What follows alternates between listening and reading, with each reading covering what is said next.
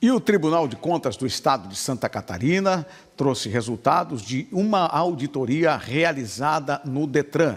Essa auditoria aponta algumas falhas na operação do Detran.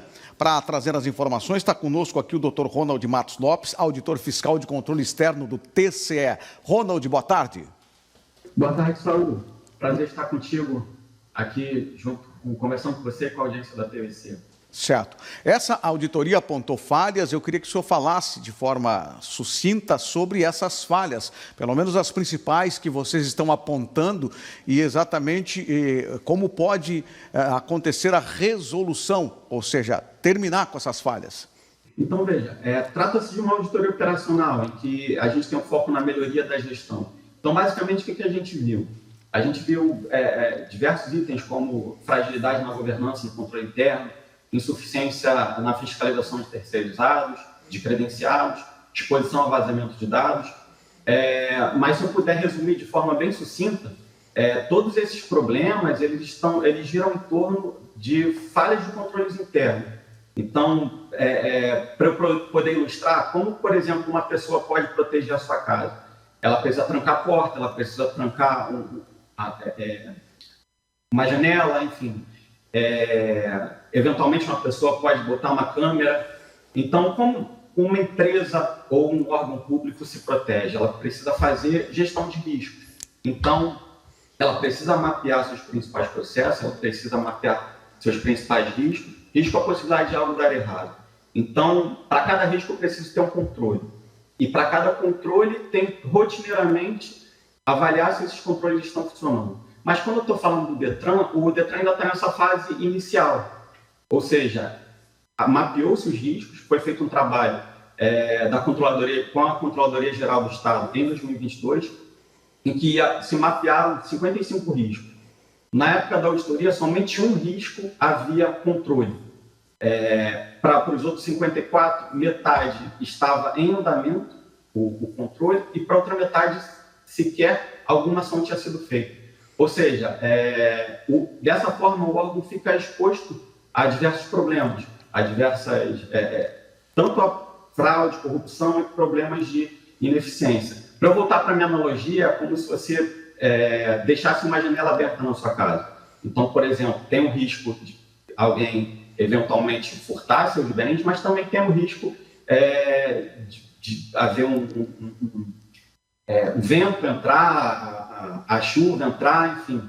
Então, ou seja, você está exposto a diversos problemas porque você não simplesmente não fechou a janela. Então, para ilustrar, é isso. O Detran ele precisa fechar essas janelas, essa exposição a tantos riscos, que envolvem fraude, corrupção e problemas de ineficiência também.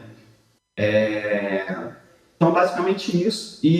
Ou seja, a gente está falando de um órgão grandioso que lida com...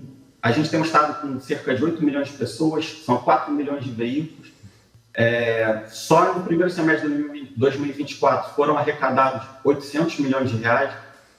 Então, veja a grandiosidade do Detran e muitas vezes a gente vê que a estrutura administrativa e de gestão de risco, ela não acompanha esses desafios do órgão. Então, por exemplo, eu falei bastante de controles internos aqui.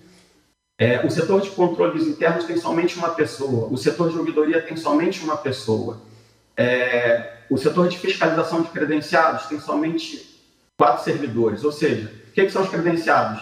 São as autoescolas, são os médicos, os peritos, as empresas de emplacamento Então, ou seja, 17 mil credenciados estão sendo fiscalizados por 4 pessoas, ou seja, o órgão dessa forma fica exposto a diversos riscos e ele precisa se estruturar para atender esses desafios. Certo. Em quanto tempo agora o Detran tem para fazer as correções, né, e poder fazer exatamente como o senhor falou, fechar essas portas, né, ou seja, eliminar o condicionamento de fraudes ou outras situações? A partir de agora, o plenário do TCE votou esse relatório, então teve a relatoria do conselheiro José Niascari, E o Detran vai ter 60 dias para apresentar um plano de ação. Nós vamos ver esse plano de ação, ele será ratificado. E no momento oportuno, o Detran vai ter tempo de se reestruturar, implementar essas recomendações e determinações. E no momento oportuno, a gente vai fazer um trabalho que a gente chama de monitoramento para ver se essas medidas foram implementadas. É como se fosse uma nova auditoria focada na verificação da implementação e na implementação dessas determinações e recomendações. Tá certo, doutor Ronald Matos, muito obrigado pelas informações. A gente vai acompanhar a reação, ou seja, as correções do Detran e depois a nova auditoria para ver exatamente o que foi feito. Muito obrigado. Eu que agradeço. Muito obrigado. Eu que agradeço. Boa tarde. Tá certo. Boa tarde. Muito obrigado. Muito bem. Ontem, a Avenida Atlântica ficou muito mais bonita. Afinal de contas, aconteceu o desfile de Natal do programa Viva Natal, a programação Viva Natal BC 2025. Balneário Camboriú realizou na noite desta quarta-feira o segundo desfile de Natal na cidade. A saída ocorreu na Barra Sul, na altura da Rua 4.900, com 3 pocket shows ao longo do trajeto, que se encerrou na Barra Norte. As pessoas bateram na minha mão e eu gostei muito. Elas ficaram dançando e o Papai Noel, eu vi ele de pertinho. Ao todo, o Papai Noel e cerca de 50 artistas, entre cantores, atores, acrobatas e bailarinos, compuseram um espetáculo apresentando uma performance inédita sobre e entre os 5 carros alegóricos que integram o desfile. Eu gostei quando estava vendo o Papai Noel e subiu um negócio que ele fica andando. Achei legal, quero assistir mais vezes. Este foi o segundo desfile de uma série de apresentações do Minha Noite de Natal, que acontecem às quartas e aos sábados, sempre às 8 horas da noite até o dia 27 de dezembro, exceto no dia 24.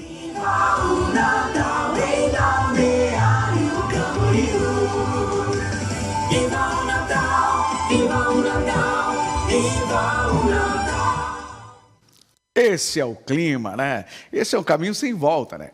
Esses shows, esse desfile fazem a diferença para as crianças e também para as famílias de Balneário Camboriú e quem também já está vivendo o período de férias. Aí, Clara Araújo está aqui na tela da TVC para trazer informações. Como é que está aí a campanha para poder acertar suas dívidas? Icla, boa tarde. Não as suas, né? Estou falando das pessoas que estão em casa. Boa tarde, Só. Boa tarde a todos em casa. É isso mesmo, é a oportunidade para quem precisa negociar as suas dívidas, aproveitando essa onda de Black Friday, né? Então, essa é a oportunidade de fazer a sua negociação. A Águas de Camboriú está com essa oferta que no sábado eles vão abrir durante a parte da manhã, iniciando o atendimento às 9 horas da manhã e finalizando 1h30 da tarde, fazendo esses atendimentos para você que está com as suas dívidas, os débitos em aberto com a concessionária Águas de Camboriú.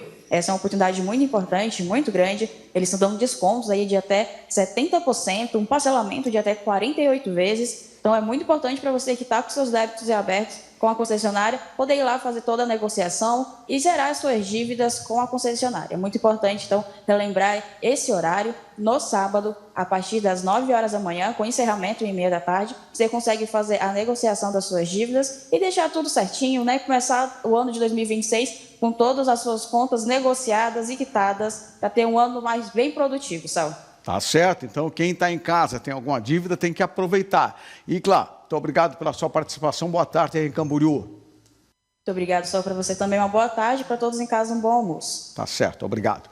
Previsão do tempo no ar agora aqui no TVC News.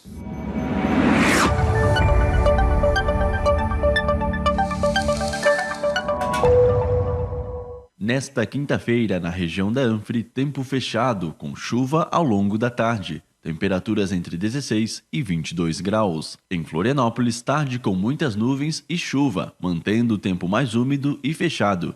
Temperaturas variando entre 17 e 22 graus.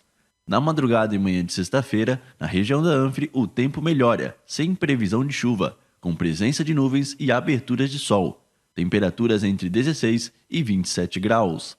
E em Florianópolis, madrugada e manhã com variação de nuvens, mas sem chuva e momentos de sol. Temperaturas entre 18 e 23 graus. Tá aí, depois que você ficou por dentro da previsão do tempo, muito obrigado pela audiência, obrigado pela preferência. Continua colado aqui na TVC Panorama, a melhor programação para você. Nós somos a TV Cultura para o estado de Santa Catarina.